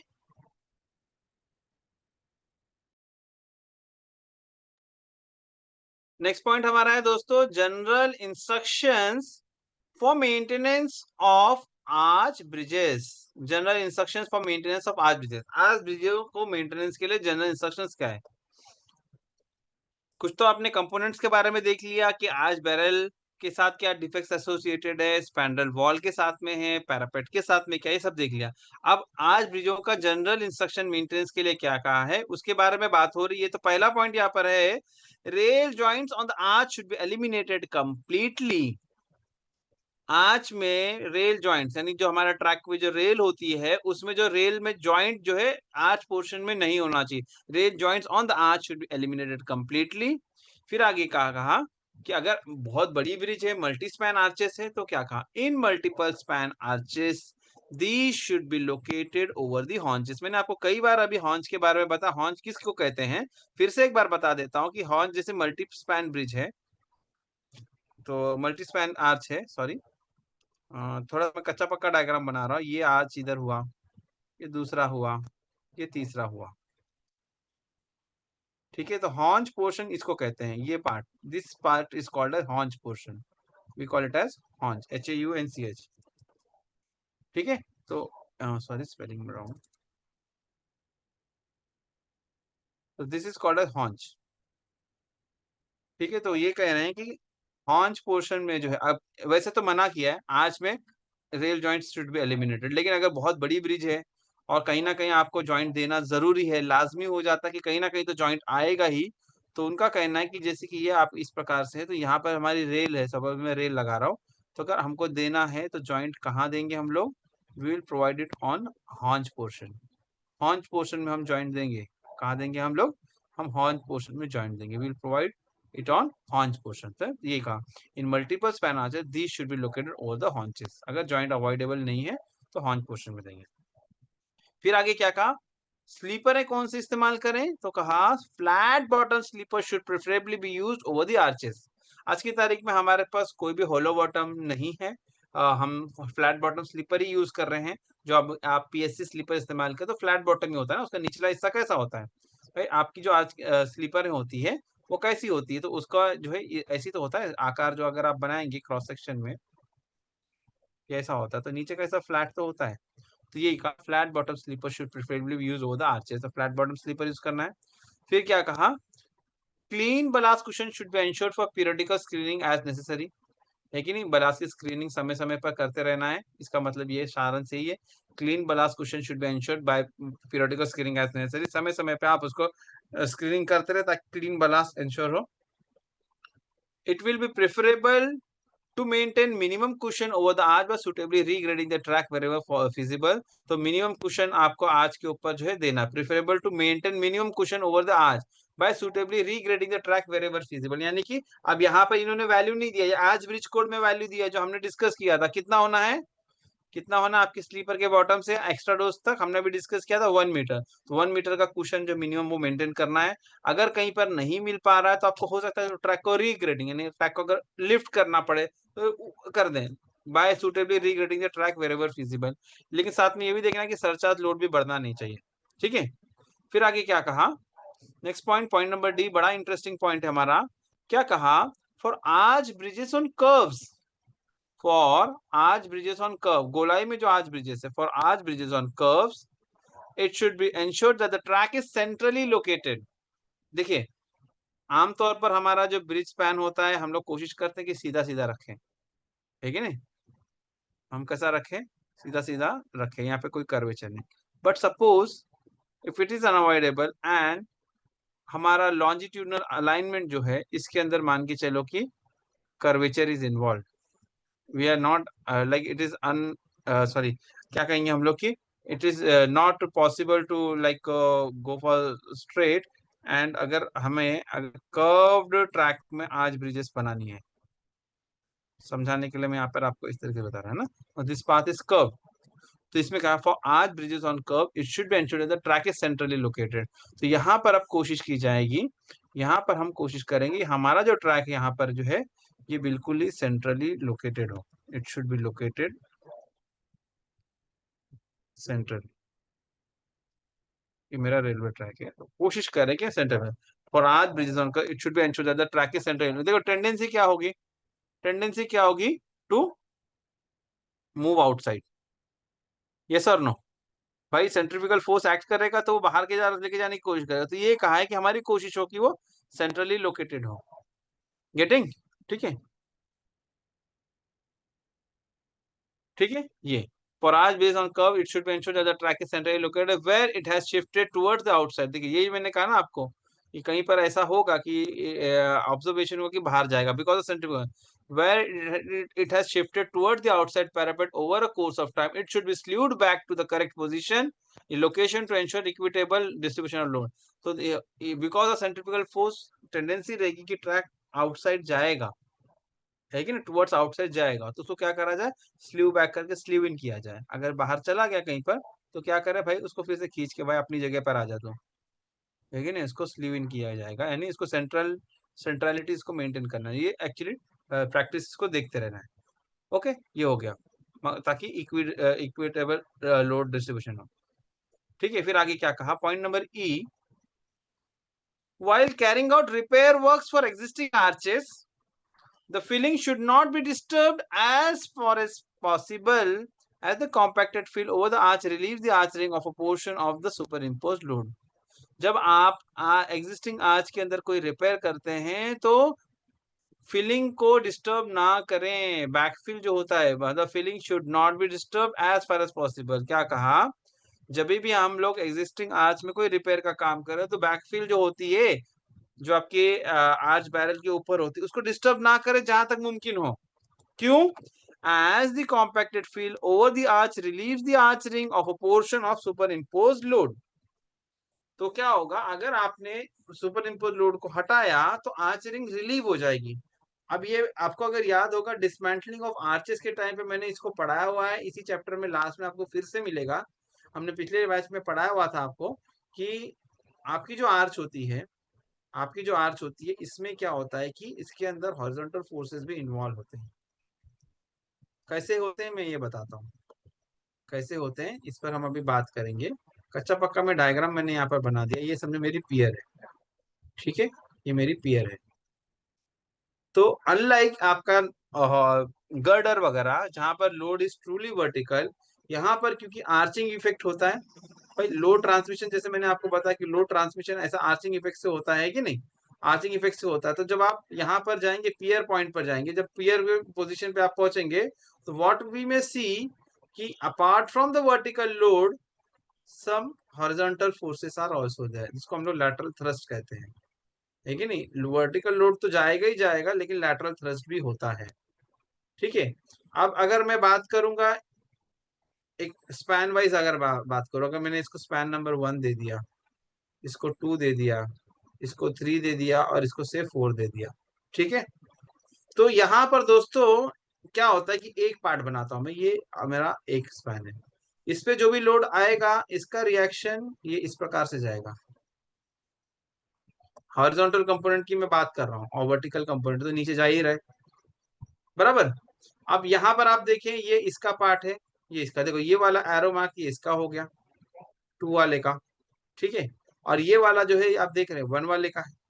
तो ये दोनों अगर जब इक्वल स्पैन होगा आर्च का तो क्या होगा, एक दूसरे को नलीफाई करते हैं भाई, ये जितना लेफ्ट में जा रहा है उतना राइट में जा रहा है, तो डिस्प्लेसमेंट कुछ नहीं हुआ, ठीक है। लेकिन मान के चलो मैं स्पैन 2 के अंदर कुछ बैकफिल वगैरह में निकाल रहा हूँ, तो क्या हो जाएगा, कि यहाँ पर इसकी वजह से क्या हो जाएगा कि जब बैकफिल मैंने कम कर दिया तो इसका लोड ये वैल्यू कम हो जाएगी। जब ये कम हो जाएगी तो क्या हो जाएगा, ये हावी हो जाएगा, तो ये पियर के ऊपर टिल्टिंग फोर्स डेवलप होने लगेगा, टिल्टिंग फोर्स जनरेट होने लगेगा, and it will be having a tendency to tilt my पियर।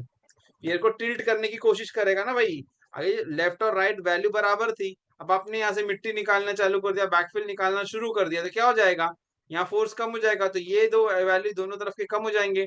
तो दोनों पियर देखिए यहाँ पर क्या हो जाएगा कि ये वाला यहाँ डोमिनेट करेगा, ये यहाँ डोमिनेट करेगा, ये दोनों पियर को टेंडेंसी रहेगी कि टू लीन ये नहीं हो, इसलिए कहा while carrying out repair works for existing arches the filling should not be disturbed as far as possible, as the compacted fill over the arch relieves the arching of a portion of a superimposed load।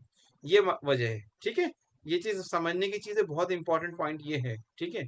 आगे बात करेंगे, point number F पर हम बात करेंगे। If warranted bye circumstances, whenever an arch bridge is open for rehabilitation purpose, अगर किसी arch bridge को आपने ओपन किया रिहेबिलिटेशन के लिए, the extra dose of the arch should be made waterproof, ठीक है। अगर कारणवश, अगर किसी कारणवश हमको ओपन करना पड़ा तो उसके लिए मेथोडोलॉजी होगी, बिल्कुल स्टैंडर्ड ऑपरेशन प्रोसीजर होगा, उसके हिसाब से करना पड़ेगा ताकि फोर्स को बैलेंस किया जाए। लेकिन फिर क्या कहा, जब आप अगर आपको बैकफिल निकालना पड़ा, रिहेबिलिटेशन आपको करना पड़ा, तो हम कहाँ तक जाएंगे? We'll go up to extrados. Extrados यानी कि आपकी बैरल लेंथ का बाहरी हिस्सा। आज की जो बैरल बैरल है इसका बाहरी हिस्सा आपका एक्स्ट्रा डोज कहलाता है ना। ये मेरी आज की रिंग है, ये पार्ट एक्स्ट्रा डोज, सारी मिट्टी हटा दी तो यहाँ तक पहुंच गया। तो क्या कहा? इफ वारंटेड और circumstances whenever N arch bridge open for rehabilitation purposes, the extra dose of the arch should be made waterproof. ये बाहरी हिस्सा वाटरप्रूफ किया जाएगा। ठीक है, वाटर प्रूफिंग इसकी की जाएगी, इसको वाटर प्रूफ बनाया जाएगा। और उसके अलावा क्या कहा, देखिए इंपॉर्टेंट पॉइंट है। अपोरस फिलिंग में डायरेक्टली यहाँ पे रीड कर रहा हूँ। A porous filling such as brick bats, ballast etcetera should then be used to cover the hole of the extrados to a depth of 300 mm। 300 mm के ऊपर तक की लेंथ एक्स्ट्रा डोज के ऊपर की, एक्स्ट्रा डोज को आपने वाटर प्रूफ बनाया, इसके अंदर 300 mm तक का जो लेंथ ऊपर का होगा, इसको क्या करेंगे, यहाँ कुछ पोरस मटेरियल रखा जाएगा। Porous fillings such as brickbats, ballast, etc. should then be used to cover the whole of the extrudos to a depth of 300 mm। यानी 1 फुट तक आपको पोरस मटेरियल उसके ऊपर रखना है। फिर कहा the haunches over the pier should be filled with impervious material such as lean cement concrete। haunch आपको भी मालूम पड़ गया, मैंने कई बार आपको haunch के बारे में बता दिया। haunch क्या है आपका? ये पोर्शन है ना haunch। तो इसको क्या कहा? haunch को कैसे भरना? The haunches over the pier should be filled with impervious material such as lean cement concrete with proper cross slopes leading to V poles located at the top of the haunch filling। यानी कि ये, इसको मैं और अच्छे से बनाता हूँ, थोड़ा सा आपको समझ में आ जाएगा कि यहाँ पे लीन सीमेंट कंक्रीट का जो बोल रहे हैं, यहाँ पर उन्होंने कहा जैसे एक यहाँ पर आर्च इस तरफ है। एक मिनट, थोड़ा डायग्राम मेरा गड़बड़ हो गया है।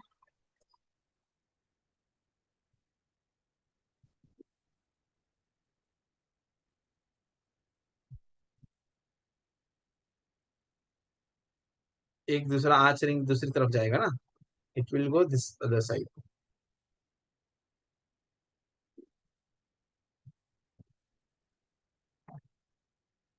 ठीक है, तो ये जो पोर्शन है यहाँ की बात कर रहे हैं, ये पोर्शन की बात कर रहे हैं।